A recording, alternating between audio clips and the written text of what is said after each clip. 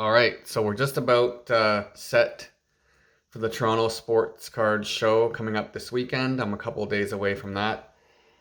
And I am going to be bringing about 33 cards to drop off at PSA Canada. That'll save me some shipping costs. I'm hoping for some kind of deal as well.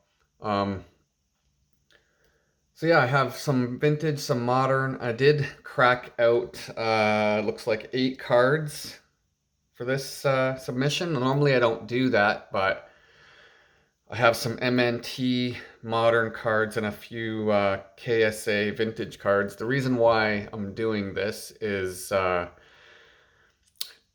just the realization that the resale for those other companies just is not there. Now I don't plan on selling my PC, but there have been times where I've come across a huge PC card, like I say it was a better Mickey Mantle. I've sold a few newer cards to buy an older Mickey Mantle, which is always in the cards for me, pun intended. So let's get right into this. I'll start with the modern stuff. I'm gonna go newest to oldest. So these, you hope for tens unless there's some obvious circumstances. So here we have these are the 2022 Topps Chrome Platinum. This is a David Ortiz, that's a fuchsia or something. It's out of 75. That'll be a resale card. Here's a cool one. Jackie Robinson. This is an atomic, I can't remember what the parallel is, but it's some kind of atomic refractor. And it's jersey numbered 42 out of 100, so this is a really awesome card for me. This will be a PC card. Let's go through these other ones. We have a Mojo Refractor Bobby Witt from Bowman Chrome. His cards are going to start to spike, I believe, next season. We have, this is my first crack out. This is an Evgeny Malkin Retro Black Houndstooth. This was previously MNT 9.5, so let's see what happens. Even if it comes, these cards, if they come back in 9, they'll still sell better, if I ever do intend to sell, than the MNT. People just don't, they just don't pay for those cards. It's the reality of it. Next up, we have another crack out, Jonathan Taves. This is the Easter egg NHL Black Shield. So these are super rare. I'm not sure how many, but I've heard 5 or 10 per player. This previously was an MNT 9.5 as well. Actually, all these, I'm not even going to show, all these crackouts were 9.5s from MNT. They're all platinums. This one included a Patrick Kane. This is a retro red rainbow autograph from 1718. Pulled that myself. Actually, I pulled all of these myself, which was pretty awesome. I had really good luck with platinum back in the day. This one did not crack out. Just gonna send it in. A Mario Lemieux Violet Pixel. I have another Malkin Gold. This one was a 9.5 MNT. These are out of 149, sorry. I have the matching Crosby. This one, I should have probably left it because if you look at the bottom right corner, there's a big mark, hard to see on the camera, but I feel like MNT damaged it. There it is, when they put it in the holder, because this was a, let's see, this was a 9.5, 10, 9.5, 9.5, so I'm kind of hoping and praying that this comes back a 9 now, but whatever, it's a PC card. This is my favorite Platinum Retro set by far.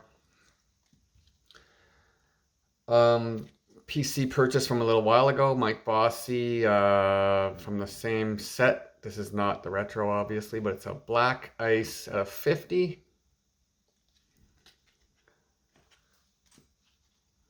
Have one of these McDavids that sell shockingly well in a PSA 10. This one looks pretty clean. There's some dirt there, but it's fine. Got a Scherzer rookie card from Ginter. Yeah, mix of hockey and baseball, obviously. And we have the mini. I think I bought these at a show last year. I have a cool one here. It's an Ovechkin Fleer Ultra rookie jersey. Difference makers. This is really cool. This will be another PC card. It's game worn, I believe, so that's good. Not like now where it's from no event or no whatever. It's just a fabricated thing, basically. Here is a Marc-Andre Fleury rookie card, o-pee-chee. Now, these are notorious for edge issues and corners because of the blue border. I had a Bergeron that was very similar to this, come back in 8, so I would expect an 8 on this or above. Anything better than that would be awesome. Just a PC card again. And then the last modern card is this gold label Griffey from 98. It's the home run race. This is the black parallel. I don't know, I just like this card. It looks really clean, so I figured I'd send it in. Some of these 90s insert cards sell shockingly well. So let's get to the vintage. The first one, actually, they consider it modern, but I put it in my vintage stack for the sake of this video. I found this somewhere for super cheap. I think it was like 20 bucks. It looks like it could be a 6, 5, 6, anything like that I'd be happy with. This one I just cracked out like 5 minutes ago. Carlton Fisk KSA 6.5. o-pee-chee, so it's centered fairly well for an o-pee-chee, and it has that very rough cut and edges. Let's see how PSA grades this. I don't even care if it's a 5, but I'm gonna predict this comes back a 6. We're going backwards from newest to oldest. In the vintage, we have a Thurman Munson o-pee-chee with a big crease. This is going to be a 2 or a 3, maybe a 2.5. Very popular Thurman Munson card. Again, the o-pee-chees are a lot more rare. 1970 o-pee-chee Roberto Clemente off center. Hoping it doesn't have an OC or anything like that, or a miscut, but this could be anywhere from a 4 to a 5. I'd be happy with a 5 or above. We have 1970 Thurman Munson rookie card. This one is the Topps version. This one looks like it's probably going to be a 4. I'm being I'm always very conservative and realistic with my grades, and I find them fairly accurate. It could be a 5, but I'll say anywhere from 4 to 5. A lot of people, they think their cards are mint, and if you look at it, you can tell it's automatically going to be like a 6 or a 7. So here's the next crack out. Daryl Sittler rookie card. 1970 o-pee-chee. This is very clean, off center. These are notoriously, let me just the lights here. These are notoriously off center, these old cards. But it was a 6. So I'd hope for a 5 and above from PSA. I'm thinking it's going to be a 6 again. Just got this one. This is an interesting experiment. Bought this from a local card shop last week. It's got the raw grade from MNT, who they're very harsh on vintage cards. It's a 4 according to them, raw grade, but this looks better to me. I bet you this is going to be a 5 or better. But if it is a 4, it's a 4. I didn't pay much for it. There's no creases. I'm gonna rip that, cut it out of this holder after and submit it in a regular grading sleeve. But cool to have these two together.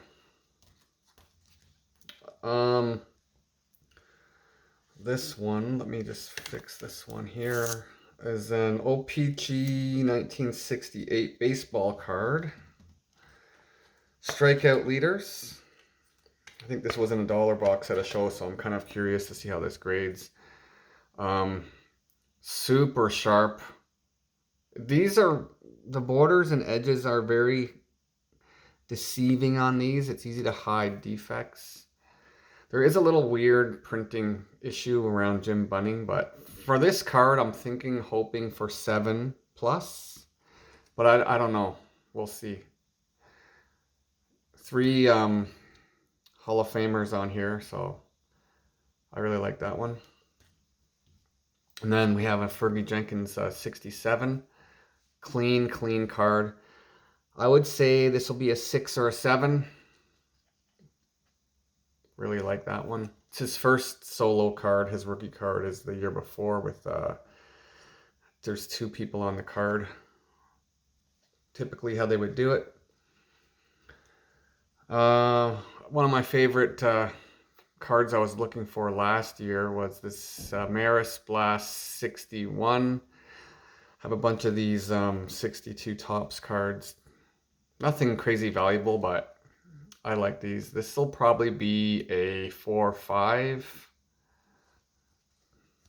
Have this one, highlight card. I like these ones. Warren Spahn shows no hit form. This one might be a 5 or a 6. I think he had 1 or 2 no-hitters at the very late stages of his career. He might have been like 38, 39. His first 2 no-hitters, his only 2. I got these Babe Ruth cards for about $5, so I figured I'd send them in. This one looks pretty good. Again, I'm not sure how that bottom weird border is going to affect it, but this one might be a 5, 4, 5, 6. I don't know. This is like a mystery for me, these 62s. Last one is the famous Slugger. Again, similar with that weird edge on a lot of these 62s. Any mid-grade on these I'll be happy with. They're clean. We have this one I got at a show in Buffalo for surprisingly cheap, a 1960 Hank Aaron All-Star. This could be a 3 to 4. There's no creases that I can see. A few corner dings, a little off center. Just be happy to have this one in a slab. I love the old artwork on the back of these cards and stuff. Pretty cool. It's also, I think these are high numbers. This one is from 59, Aaron Club's World Series homer. Same show, I got a whole bunch of cards. I got a crazy good deal. Hoping for like a 4 or 5 on this. Here's the last crack out. Bought this during the pandemic. I think I overpaid, but this was my first mantle. All my other mantle cards are in PSA slabs, so I'm like, you know what, I'm gonna crack this out. It was a VG3. It could be a 3 again, but I'm gonna guess this will be a 2, 2.5. They don't give 0.5s out very often, but for some reason I tend to get a lot of them. It's got some gum stain on the back. I'll bet you this is gonna be a 2, which is fine by me. And last card, I just picked this up a couple weeks ago. It's gonna be a 1, but Willie Mays, 1954. If it goes 1.5 or 2, I'd be extremely happy, but I just want to slab this iconic card. It's got some scuffing going on there, but still pretty cool eye appeal. And that's it. I have a few things that may or may not show up in time this week for me to bring to the show. I'm going to the show Friday and Sunday. Friday, my thinking is, be first in line type deal, get some good deals. Maybe and then Sunday I'm gonna get some clearance type stuff. So yeah, if the other stuff shows up at the end of the week before I go, I'll do another video. I have something really cool. I made a nice purchase. So yeah, thanks for watching. Hit the like, hit the subscribe, and stay tuned.